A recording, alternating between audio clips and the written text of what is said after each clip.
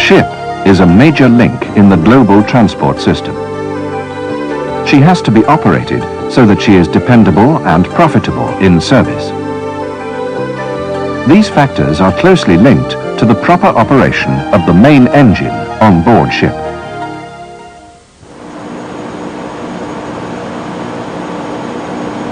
The aim of the engineer is to operate the main engine reliably, with low fuel consumption, producing optimum power output, with low maintenance cost, and preferably no breakdowns. The factors which impact on such a successful operation are fuel quality, the correct choice and use of lubricants, and good operational practices, which include an effective condition monitoring process. In real life, the engineer has to use whatever fuel is delivered to his ship within the laid-down limits. The lubricants available to him are recommended by the engine builders or the lubricant suppliers as the most appropriate for that particular plant. So, both these items are decided for the engineer by others.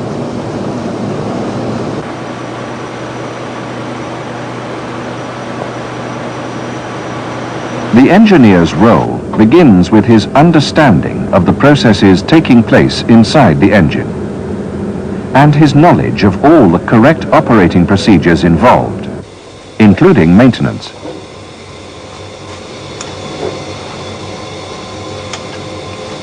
Understanding these processes begins with a few basic facts about friction, corrosion, wear, and the heat generated by the engine.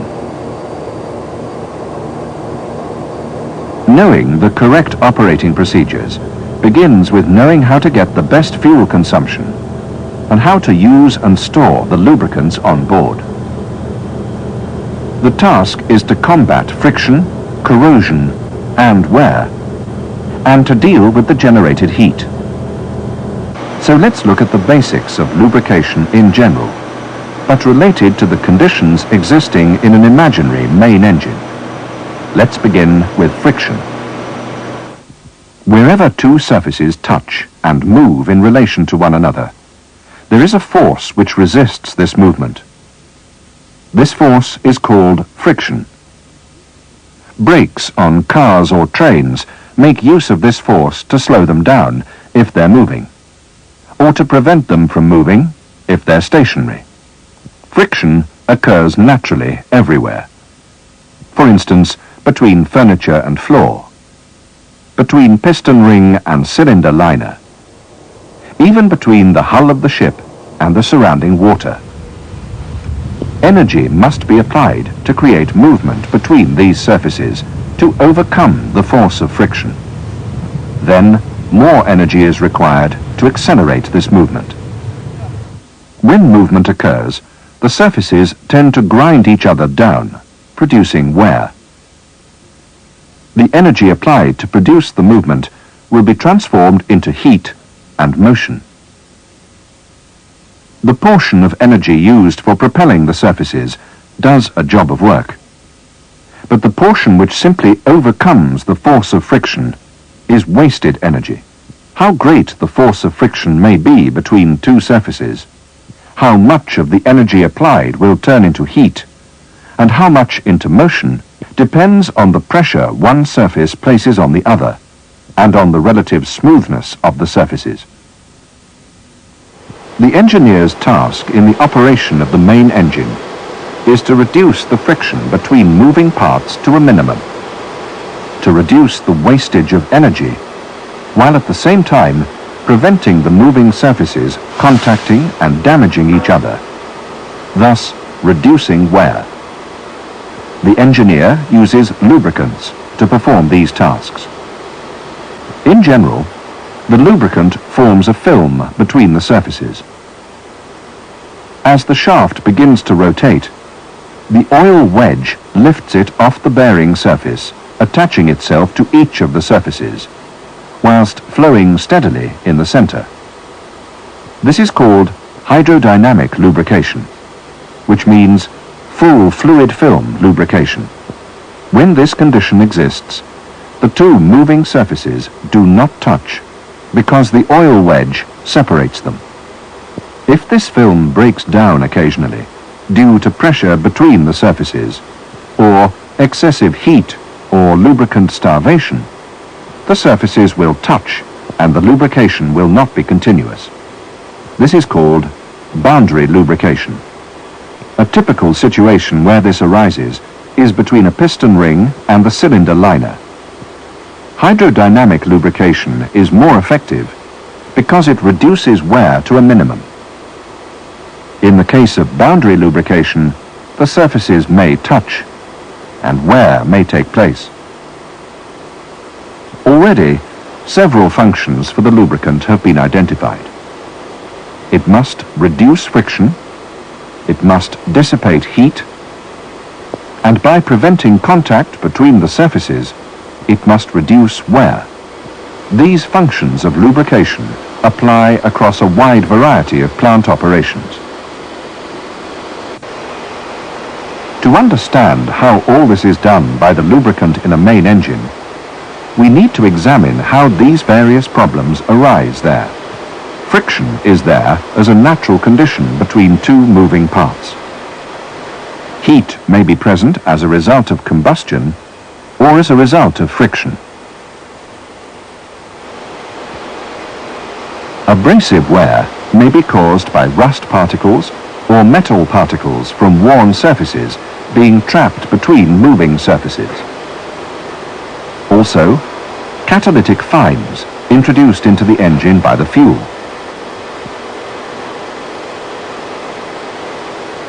Catalytic fines are very fine abrasive particles which enter the fuel during the refinery processes.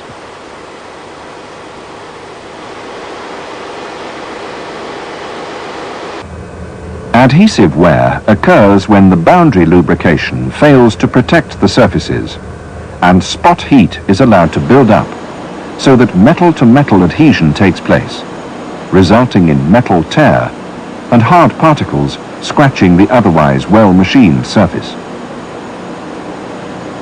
Adhesive wear is slightly special and only usually occurs in specific areas in special conditions, such as top dead center on the cylinder liner.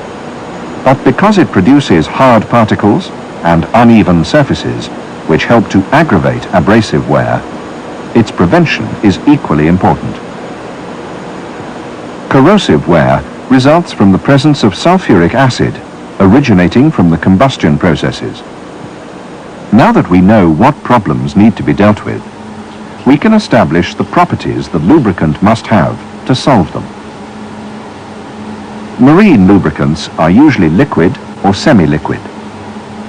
They may be made of mineral oils, vegetable oils, or synthetic oils.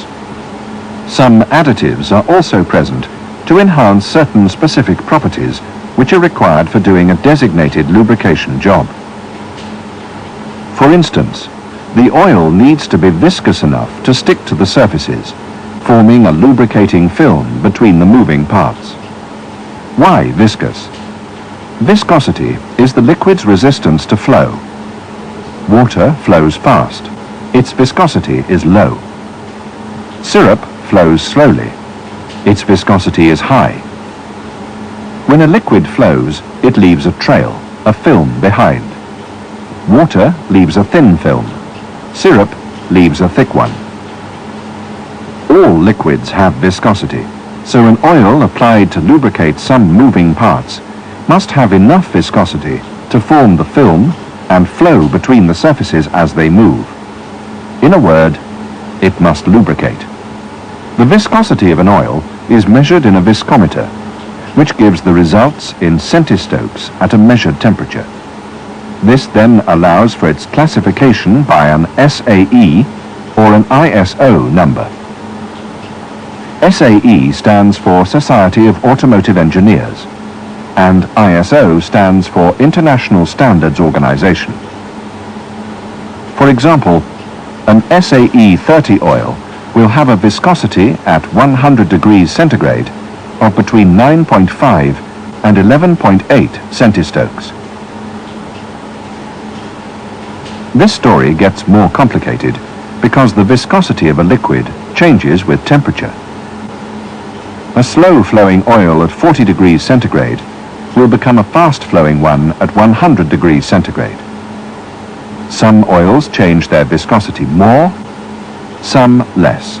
So a viscosity index, or VI, is used to show how much an oil's viscosity may vary at different temperatures. A low VI number indicates a large change. A high VI number, a smaller change. A 75 VI oil will change quite a lot. A 150 VI oil, much less.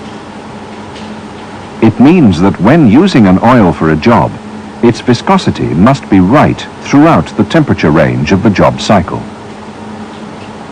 The first cardinal rule of good operating practices on board ship is beginning to emerge. Because of the many different lubricants available, with a whole range of viscosity and viscosity index, only the right lubricant must be used for each application. So, such a base oil is ready to perform the basic function of lubrication. This oil will be developed by the use of additives to meet a specific application. For engine application, the oil must prevent wear due to corrosion and deal with the acidic condition inside the engine produced by combustion gases. This is why an alkaline additive must be mixed into the oil to deal with the acidic condition. The oil's total base number, or TBN number, indicates the level of alkalinity present in the lubricant. A low number, such as 15, indicates low alkalinity. A higher value, such as 70, indicates a higher alkaline lubricant.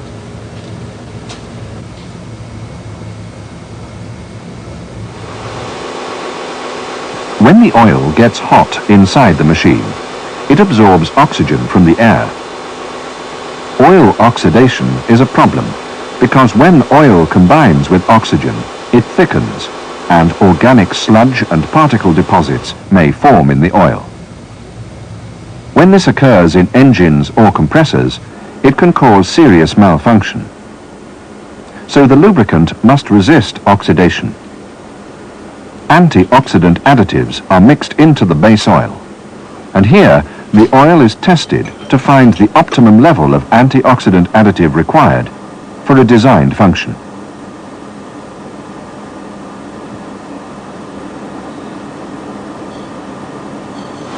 Water may enter the engine in various ways and may encourage rust formation on metal surfaces. This is dangerous because rust damages the machined surfaces and breaks up into hard particles, causing abrasive wear, and where it originated, it causes corrosive wear. That is why the lubricant must prevent rust formation and why anti-rust additives are required.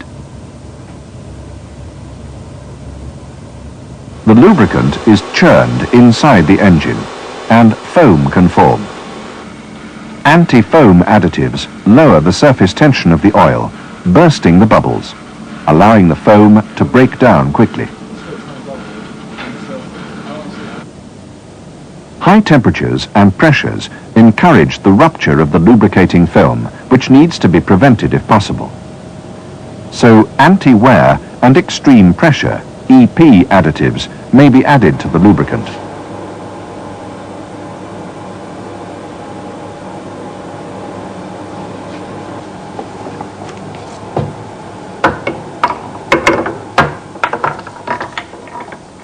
The oil is then subjected to an extreme pressure test. Its effectiveness is tested until destruction, until the test metal parts melt and are welded together. Finally, but not conclusively, the contaminating particles need to be transported away from moving parts, and these parts need to be kept as clean as possible. So, detergent and dispersant additives are also added, which help to clean the engine and keep the particles separate and suspended in the oil until they're removed by filtration or centrifuge.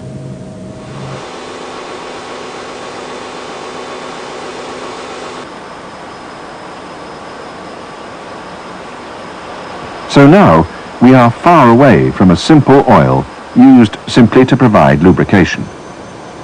Each machine will have its own specific set of operating conditions and corresponding lubrication needs. A refrigeration compressor will have completely different requirements for its lubricant from that of a high-performance marine diesel engine.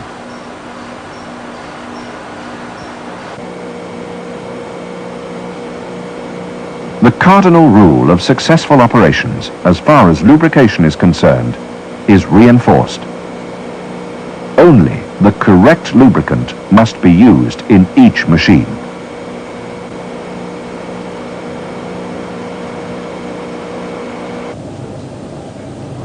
This is where the lubricant grading and specification systems are helpful.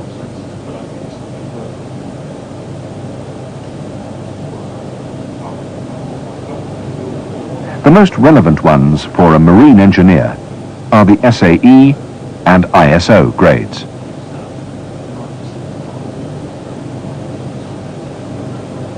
Other specifications cover a range of performance levels, such as the API, American Petroleum Institute.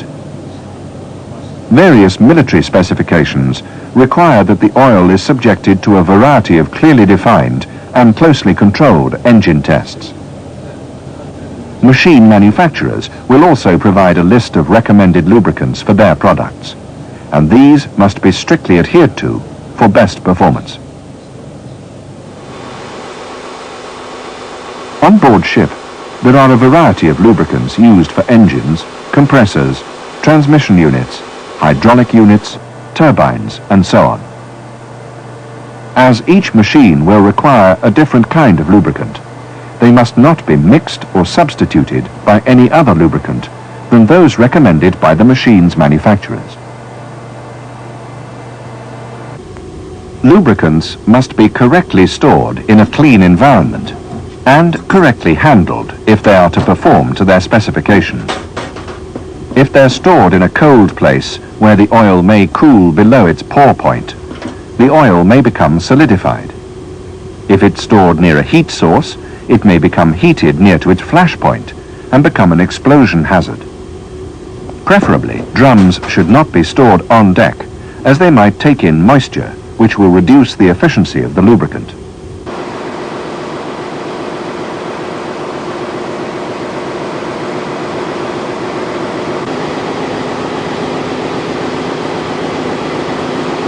The lubricant needs to be inspected and cleaned by filtering and centrifuge during its service life, according to manufacturers' recommendations. Finally, oil samples may be taken periodically from the lubricant in use and sent away for trend analysis to a laboratory on shore. There, the contaminant and metal particles in the oil are analyzed and quantified, and a picture built up of the state of health of the machine using that lubricant. Oil sample analysis is being dealt with in greater detail in Program 2. To conclude, good lubricant management on board ship is vital to effective ship operations. The most important steps an engineer must take in lubricant management are: bulk oil must always be bunkered into the correct tank and in the correct ascending order of TBN value. Delivery notes and oil samples must always be checked to ensure that the right oil has been delivered. Eliminate water ingress into the lube oil from piston cooling leakages, oil cooler leakages, jacket cooling water entering the crankcase, purifier seal water, and excessive water level on engine tank tops. Check pipework for leaks and failures. Check drains and filter cocks not being left open. Check tank gauge glasses not being broken, or that reading cocks are not jammed open. Send good lube oil samples for routine analysis regularly. Most losses and contamination of lube oil results from careless handling. Take great care that you handle and use lubricants correctly. Finally, the cardinal rule again. Only the right lubricant must be used for each application. View this video again and use the accompanying booklet to remind you of these very important basic factors of marine lubrication.